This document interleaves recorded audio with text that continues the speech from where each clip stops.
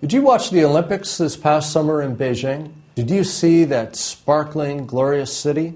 Well, 20 years ago, it wasn't that way. 20 years ago, it was drab and old and kind of crummy. Even today, if you look away from the cameras a little bit, you quickly find that much of China remains old. It doesn't mean that it will be old in 20 years. It won't. So there's quite a bit of development to go. How can you benefit? Well, China has a very large stock market in which you can buy publicly traded stocks.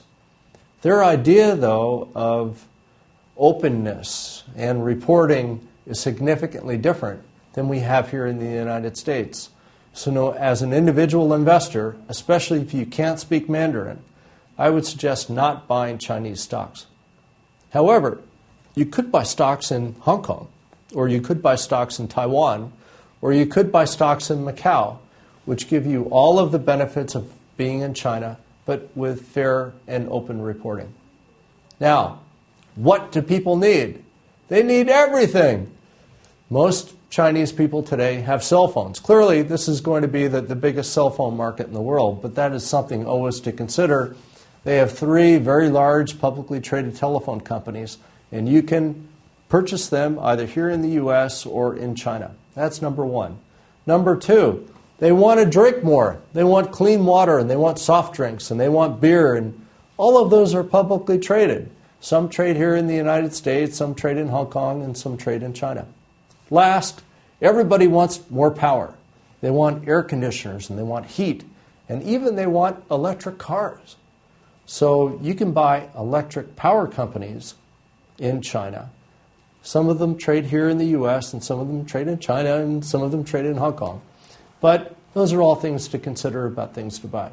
Last but not least, green in China. Well, I know here in the United States we talk about going green quite a bit. In China, that's a difficult thing, though, because so many of the people don't have clean water, and so many of the people don't have sanitation plants in which effluent can be routed and cleaned. Therefore, expect green to remain underground for a while in China until the very basics are met. You like glitz? Well, the largest gaming companies in the world, the casinos, are in Macau. You wouldn't think that, but in fact they are. So, one other thing, China is not for the faint of heart. It's been very volatile over the last years, going down half a year ago and then up and then back down, and volatility. It doesn't mean you can't make money. The question is, can you stomach making money?